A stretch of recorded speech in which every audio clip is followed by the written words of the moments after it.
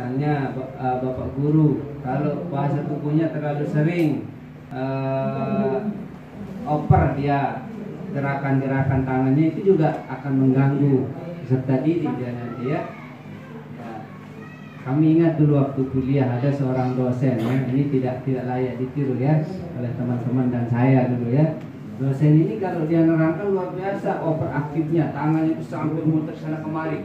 Nah, sehingga jadi ya mohon maaf, jadi kadang perhatian kita ke sana siswa kan, mahasiswa. Nah, ini juga perlu dihindari. Termasuk juga Bapak Guru yang sering masukkan tangan ke saku, itu juga harus dihindari. Jadi sewajarnya lah kalau berada di depan anak-anak kita di kelas ya. Begitu juga dengan Ibu Guru. Jadi buat penampilan Bapak Ibu yang semenarik mungkin sehingga mereka mulai fokus. Kemudian dari segi suara, intonasi juga perlu diatur, kapan harus keras, kapan harus tegas, kapan harus ya begitu seperti ini ya. Ya seperti intonasi di puisi lah ya, harus diikuti. Nah kalau tidak bisa Bapak Ibu memvariasikan seperti itu, ya kebosanan itu akan muncul pada anak-anak kita peserta didik. Kalau sudah bosan, sulit untuk menerima penjelasan dari Bapak Ibu Guru. Paling terbayang mainannya, aktivitasnya di luar, walaupun fisiknya di kelas tapi sudah pikirannya jauh. Nah itu yang berbahaya ya, berbahaya sehingga kadang anak-anak kita bahkan tidak mendengar sama sekali apa yang dijelaskan oleh Bapak Ibu Guru, sehingga harus dibuat menarik. Ya, yang kedua, materinya juga harus ditampilkan desainnya yang semenarik mungkin ya. Ya, semenarik mungkin sehingga mereka juga dengan mudah, dengan cepat dan sederhana untuk mencerna apa yang Bapak Ibu sampaikan, apa yang Bapak Ibu ajarkan. Kami akan tayangkan sedikit ya contoh untuk beberapa pembelajaran ya. Ini yang kami harapkan untuk tugas mandiri Bapak Ibu, jadi membuat di dalamnya PowerPoint langsung desain pembelajaran minimalis di dalamnya ya. Misalnya ini tentang teks cerita inspiratif atau cerpen ya. Ini temanya. Jadi ketika Bapak Ibu memulai pembelajaran, yang pertama adalah Bapak Ibu harus perhatikan adalah ya, pada saat pendahuluan itu ada namanya background of knowledge-nya harus Bapak Ibu tanamkan ya. Apa itu background of knowledge? Jadi misalnya tadi Pak Sarbini mau mengajarkan tentang teks laporan observasi ya. Jadi kalau langsung Bapak Ibu menyampaikan secara makna bahasa maupun definisi tentang teks observasi, itu mungkin sifatnya sangat abstrak pada anak kita ya, sehingga perlu dibangun background of knowledge-nya. Nah, misalnya apa? Pernah lihat bagaimana proses pembuatan tahu, tempe? Nah, dipancing dulu untuk punya dasar pengetahuan di balik pembelajaran itu. Pernah lihat cara orang membuat bakso? Nah, dipancing dulu anak-anak kita dengan kalimat seperti itu. Jangan plok langsung Bapak Ibu bilang yang dimaksud dengan laporan observasi adalah itu terlalu kaku ya. Jadi harus ada overview dulu, background of knowledge-nya Bapak Ibu berikan, pancing sebelum kita masuk secara formal. Ya, ibaratnya basa-basi dulu lah kalau masuk sebelum masuk ke sebuah rumah itu. Basa-basi dulu, salam, dan ngobrol yang lain, baru nanti utarakan maksudnya. Itu akan lebih cepat dicerna oleh anak-anak kita ya. Yang kedua ada brainstorming-nya. Ada pemanasan ya. Ya, pemanasan otak dulu ya, dibawa anak-anak kita itu dulu rileks, santai ya, baru Bapak Ibu berikan dengan materi yang hari itu akan disampaikan. Jangan langsung kita jeli ya. Nah, dengan adanya background of knowledge, brainstorming, nanti akan terbentuk student readiness namanya, kesiapan untuk menerima pelajaran. Kalau sudah siap, ya baru Bapak Ibu masuk ke tadi itu. Hari ini kita akan mempelajari tentang cerpen misalnya ya. Oke, untuk lebih hangatnya kita nonton dulu ya anak-anak. Ya, tayangkan terus tontonannya ya. Ya, tayangkan. Maka anak-anak kita kalau punya video ya, kalau tidak ada ya dikreasikan dengan kondisi ya. Nah, dibiarkan mereka nonton dulu. Bapak Ibu senyum sudah cantik mengikuti ya, biar dia nonton senang-senang dulu, relax ya. Jangan langsung kaku-kakuan ya. Sehingga anak kita kadang merasa bosan, merasa jenuh karena kita terlalu kaku. Ya. Contohnya kerja keras. Kita selalu memacu diri kita untuk terus bekerja tanpa berpikir untuk berinovasi. Kita tidak mengasihani diri kita sendiri. Ada kalanya kita bekerja, ada kalanya kita beristirahat. Ini kenapa?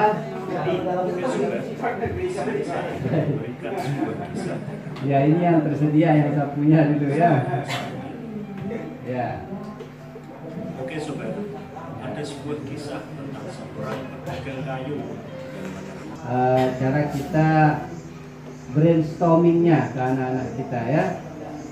Nah kita bangun dulu otak dan kesiapan mereka untuk belajar sehingga Bapak Ibu mudah untuk memberikan materi yang akan diajarkan. Nah pada saat kegiatan inti itu penting juga Bapak Ibu perhatikan pemilihan dan pemanfaatan media dan sumber belajar. Ya kemarin di on itu yang sudah sampaikan juga di beberapa kelompok, jangan sampai media yang dianggap itu super yang paling itu LCD atau PowerPoint, bukan ya, bukan itu. Tapi media yang paling bagus itu yang tepat, terarah dan terjangkau. Ya walaupun daun-daunan tetapi itu terjangkau.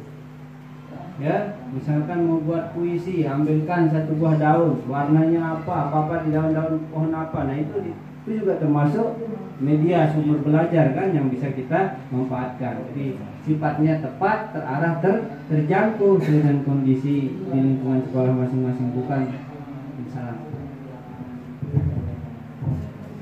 Kasih.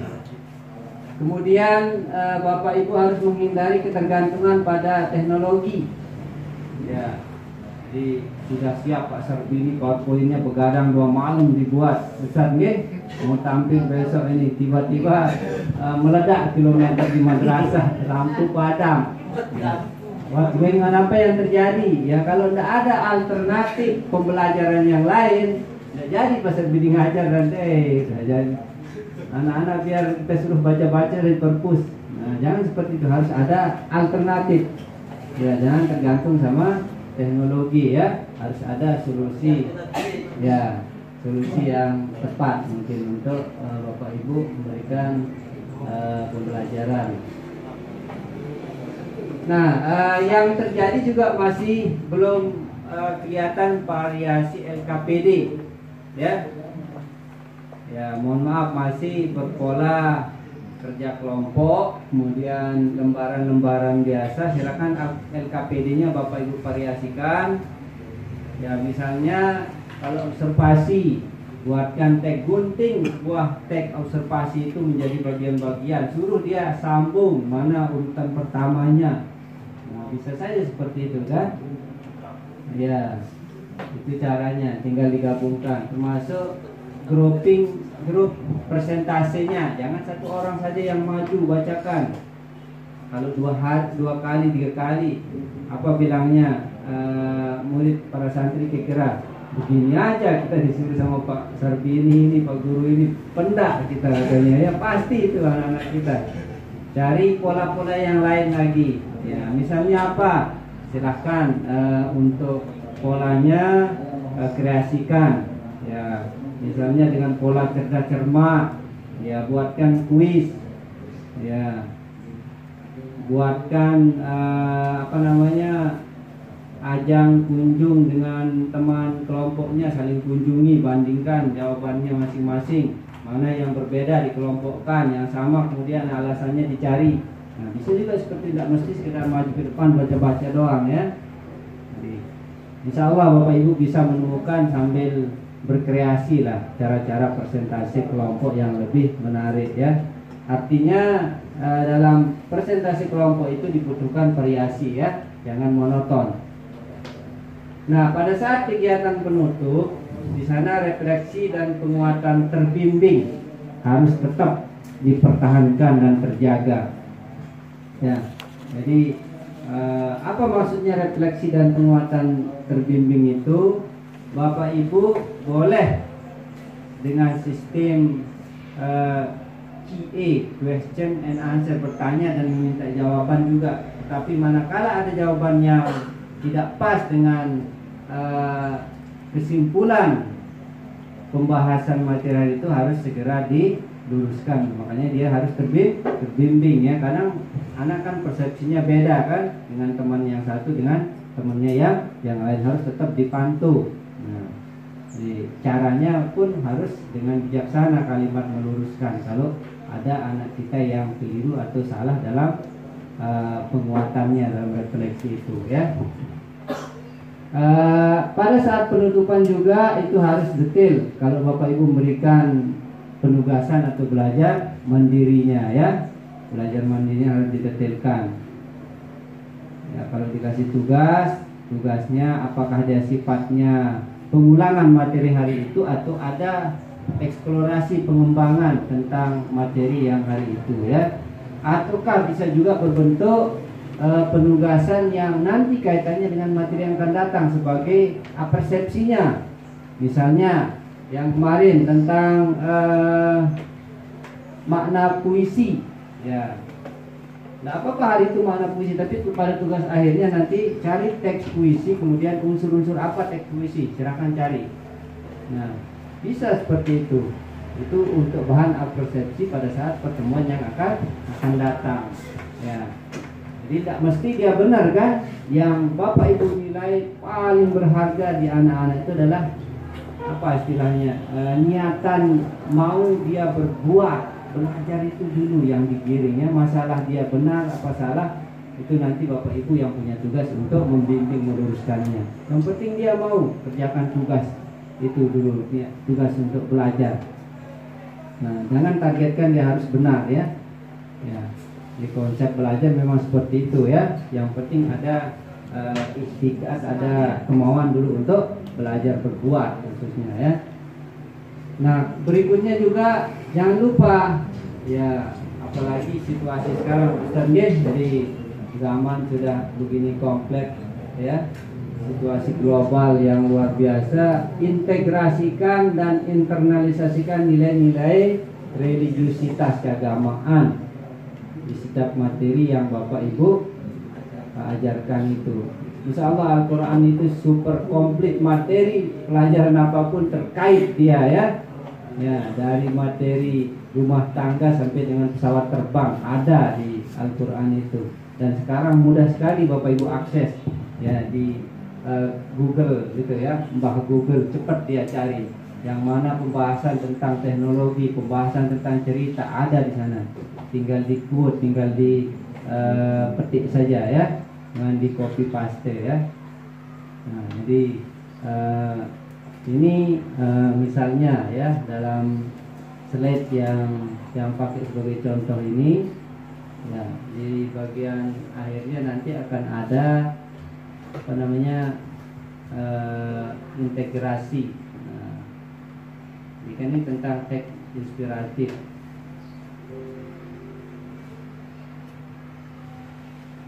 Ya, ini juga dalam rangka kita untuk menjaga keislaman keyakinan kita ya, supaya anak-anak kita juga itu tetap tumbuh nilai-nilai keagamaan dalam kepribadiannya ya. Jadi kan tentang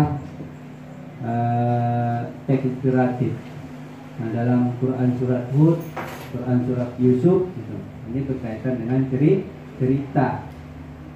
Nah, materi yang lain juga sangat memungkinkan pasti ada relasi hubungannya dengan Al-Quran. Dengan begitu anak kita juga akan langsung menginternalisasikan nilai-nilai keagamaan itu dalam pribadinya, dalam pengetahuan, sehingga tidak ada dikotomi pengakuan bahwa kalau belajar bahasa Indonesia ilmu dunia saja Ustaz.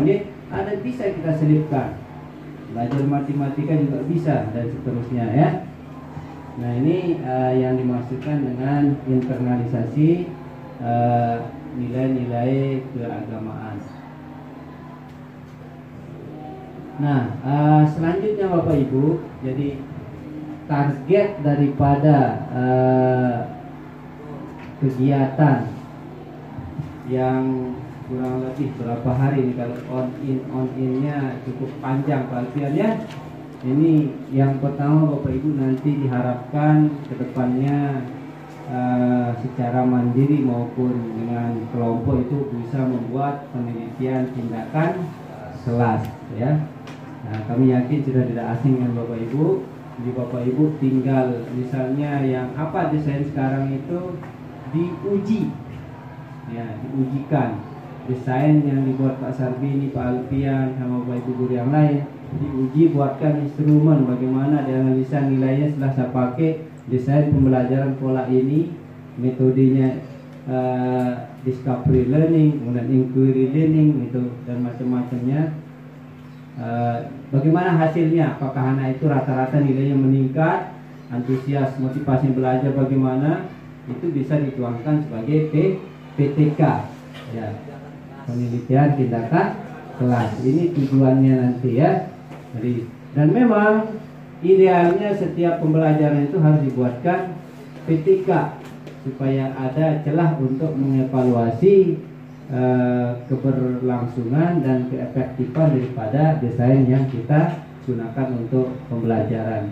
Yang kedua, ada pengembangan desain pembelajaran ke depan. Jadi Bapak Ibu maksudnya jangan kaku dengan desain yang contoh cuma beberapa ini saja ya.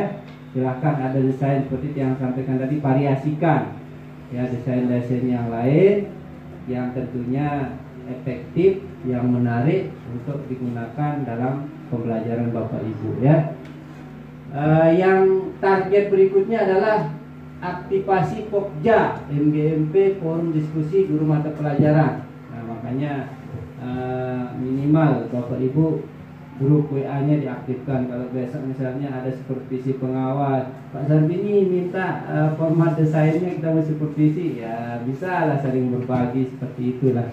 Jadi aktivasi ya, dan diharapkan nanti Pak Alfian ya sebagai pengurus Pokja, jangan kegiatan ini cuma mentok sampai di sini. Silahkan nanti didesain lagi, dirancang, karena setiap perkumpulan itu sendiri ada keberkahan ya, untuk kita bersilaturahim, membahas berbagai kendala-kendala, berbagai pengalaman-pengalaman yang tentu masing-masing kita Bapak Ibu itu pengalamannya berbeda-beda. Itu yang akan menjadi hasanah ya, menjadi bahan untuk saling melengkapi dan saling menyempurnakan. Dan forum ini mohon maaf bukan untuk kita saling menjatuhkan atau mencarikan, tapi untuk saling memperbaiki, saling melengkapi ya, termasuk tiang juga. Nah, sedikit yang tambahkan. Jadi dalam pembelajaran abad 21 itu yang banyak diadopsi konsepnya berdasarkan taksonomi Bloom, itu menekankan kepada dua aspek dimensi ya. Yang pertama dimensi pengetahuan, dan yang kedua adalah dimensi kognitif ya. Dimana dimensi pengetahuan itu bersifat faktual ya, konseptual, prosedural, dan metakognitif ya. Jadi kalau pengetahuan itu kan harus yang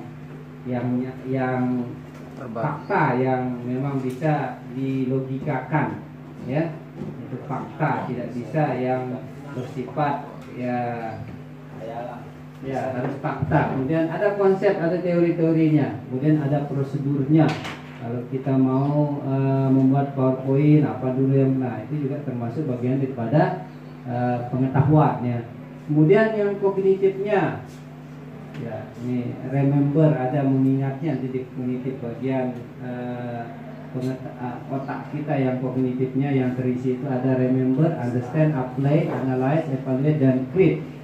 Nah, ini kalau kognitifnya ya, mengingat, memahami, mengaplikasikan, menganalisa, menilai atau mengevaluasi, dan terakhir adalah yang paling tinggi adalah create, mencipta. Jadi bisa menciptakan nanti dengan dimensi kognitif ini. Ini menurut taksonomi Bloom yang diadopsi oleh para ahli pendidikan sebagai dasar untuk pembelajaran abad 21. Kemudian ada juga yang berdasarkan ya ACTS ya. Apa itu ACTS? Assessment and Teaching for 21st Century ya.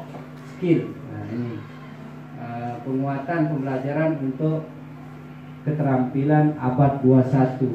Jadi ada 4 kecakapan yang dinilai akan mampu untuk membawa peserta didik itu bisa bertahan, bisa berkompetisi di abad 21 ini. Yang pertama adalah cara berpikir ya, cara berpikir. Yang kedua cara bekerja. Yang ketiga alat kerja. Yang keempat kecakapan hidup. Nah, ini yang pokok yang harus dimiliki untuk pembelajaran. Lanjut tentang pembelajaran abad 21 karena Ya. ini tentang model bentuk pembelajaran abad 21. Coba ditayangkan video kegiatan pembelajaran abad 21. Untuk pembelajaran Abad 21. Karena oh iya gini. Ya, enggak ada contoh pembelajaran abad 21 yang Bapak Ibu praktikkan dengan membuat desain, menggunakan media, itu sudah pola abad 21. karena masing-masing kurikulum itu mulai dari kurikulum 2006 sampai dengan kurikulum yang sekarang berbeda-beda dia Pak. Mulai dari KPK, KTSP sampai dengan kurikulum K13. Berbeda-beda apanya Pak Guru? Desainnya itu terus dalam penyampaiannya itu berbeda-beda. Iya, jadi memang kurikulum itu setiap masa, kalau di negara maju itu bahkan hampir setiap tahun itu harus diperbaharui. Tapi sebenarnya tidak ada yang tidak ada yang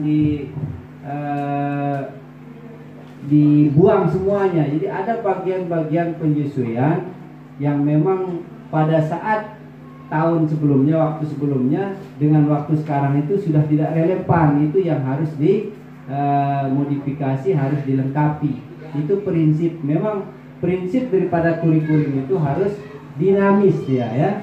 Jadi misalnya kalau kurikulum yang dulu zaman Bapak Ibu itu cukup bisa mengetik, bisa berbicara dengan lancar. Sekarang kan tidak berlaku lagi karena keterampilan abad 21 tidak sesuai dengan itu. Menuntut bidang layanan publik, bidang pekerjaan sudah beda dia ya. Ya, jadi itu yang harus disesuaikan sehingga kurikulum juga perlu diperbaharui, bukan dihilangkan tapi diperbaharui ya. Itu implementasinya dari perkotaan sampai dengan di perkampungan itu anak berbeda-beda kemampuan anak-anaknya. Iya. Untuk penerapan belum bisa terlaksana. Mungkin membahas yang begitu harus Bapak Ibu yang meraci lagi. Di sanalah ada pembelajaran abad 21, ada kreativitas di sana dituntut ya. Kreativitas Bapak Ibu untuk bisa menyesuaikan. Nah itu yang sikap harus kita buang ya. Boleh kita mengcopy tapi jangan paste ya. Copy kemudian modifikasi sesuaikan dengan kondisi kita ya. Siapa yang mau agak manis agak pahit ya itu kan copy ya. Jangan semuanya sama. Kadang Bapak dia Pasar Bini dia agak manis, kemudian Pak Alfian dia yang maunya agak pahit. Itu beda-beda selera. Begitulah kira-kira kalau Bapak Ibu juga mau mengambil desain pembelajaran atau kurikulum ya. Ya. Bisa kita lanjutkan? Ya, oke. Nah, jadi ini konsep ya. Mohon maaf yang tak punya contoh pembelajaran abad 21. Konsepnya aja ya, videonya belum kita download ya. Ya kalau pola pembelajaran abad 21 kemarin kan yang tayangkan misalnya pendekatan dengan itu anak yang belajar dari yang ya astronot, kemudian dari macam-macam itu abad 21 dia mendekatkan konsep-konsep pada anak itu juga termasuk ya. Nah ini yang mengajak Bapak Ibu bagaimana secara konseptual untuk pembelajaran abad 21. Jadi yang pertama cara berpikirnya harus ada creativity ya, dia kreatif. Ya anak-anak kita sekarang kreatif ya, tapi rata-rata kreatifnya di HP. Ya luar biasa, anak-anak kecil sekarang jauh lebih hebat. Ya untuk aplikasi-aplikasi di HP ya. Ya, dan luar biasa memang cepat sekali mereka ya dibanding dengan kita pembelajar dewasa untuk teknologi ini. Itu yang kita syukuri. Tapi bahaya kalau tidak terbimbing. Harus kita bimbing dia, harus kita kontrol. Ya, harus kita kontrol. Kemarin malam itu ada di kita itu kalau sudah hitam sekarang. Jangan Bapak Ibu coba-coba anak-anak kita sekarang maunya kayak tadi itu. Kenapa, di mana, mengapa itu mesti ya, mesti ada runut-runut pertanyaan. Rasa keponya tinggi ya. Rasa ingin tahunya tinggi dan itu bagus kalau kita memanfaatkan potensinya Pak ini ya. Rasa ingin tahu itu sebagai sumber wahana untuk menambah pengetahuan dan wawasan mereka. Kemudian ada problem solvingnya. Jadi ada cara penyelesaian masalahnya juga dalam cara berpikir. Kemudian ada decision learning, pembelajaran untuk mengambil keputusan yang tepat dalam situasi tertentu. Nah ini cara berpikir. Kemudian yang kedua cara bekerja. Dalam cara bekerja abad 21 itu harus memiliki kemampuan komunikasi dan kolaborasi. Sehingga dalam pembelajaran Bapak Ibu harus ada kolaborasi antara siswa yang satu dengan yang lainnya untuk saling melengkapi. Siswa yang kurang paham di bagian ini bisa sama temannya kolaborasi. Ya, komunikasi juga terjadi. Itu kita lihat dalam penerapan pembelajaran aktif berpola mikir itu kan. Nah, kemudian alat kerjanya teknologi informasi dan komunikasi. Ya, sekarang ini abad 21 orang bekerja. Kemarin apalagi pandemi ini work from home, WFH katanya pemerintah ya, di pemerintah. Tapi kita guru rata-rata ngeluh, ngajar dari rumah, ya rata-rata ngeluh kita. Anak-anak kita pakai Zoom meeting atau Google Meet, dia tampilkan wajahnya saya pergi, dia lain-lain terus ya. Ya banyak yang terjadi seperti itu ya. Ya karena memang keberkahan Ustaz untuk tatap muka belajar langsung itu beda. Jadi ada memang terisi untuk pengetahuan anak-anak kita, tapi kepribadian perilakunya itu kosong kalau tanpa tatap muka dengan Bapak Ibu guru itu kurangnya ya. Nah kita khawatir kalau pandemi ini terus terjadi dan kita dibatasi untuk beraktivitas belajar, ya jangan-jangan nanti guru digantikan sama mesin ya. Cukup setel video ya jadi sudah ya. Tapi siapa pembimbingnya, siapa pengontrolnya itu kan tidak ada. Kalau Bapak Ibu guru kan salah caranya ngomong, salah caranya berperilaku diperingati. Itu yang tidak terjadi kalau pembelajaran tanpa tatap muka. Sekedar pengetahuan otaknya saya terisi, tapi perilakunya itu yang ya under control, tidak terkontrol, tidak terbimbing ya. Di alat kerjanya teknologi semua ya. Kemudian yang keempat kecakapan hidup ya, life skillnya, kecakapan hidupnya meliputi kewarganegaraan, kemudian karir, tanggung jawab pribadi dan sosial. Nah ini harus dimiliki, harus jelas status kewarganegaraan dalam abad 21 ini ya.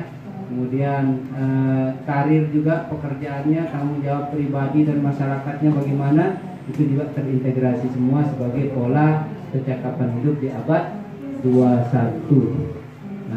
Nah ini pembelajaran abad 21 menurut Assessment and Teaching for 21st Century Skill ya. Ini keahlian pembelajaran abad 21 ya. Ini berdasarkan apa? Berdasarkan riset juga ya. penelitian-penelitian yang digeneralisasi menjadi sebuah kesimpulan. Nah, ini Bapak Ibu untuk yang perlu diperhatikan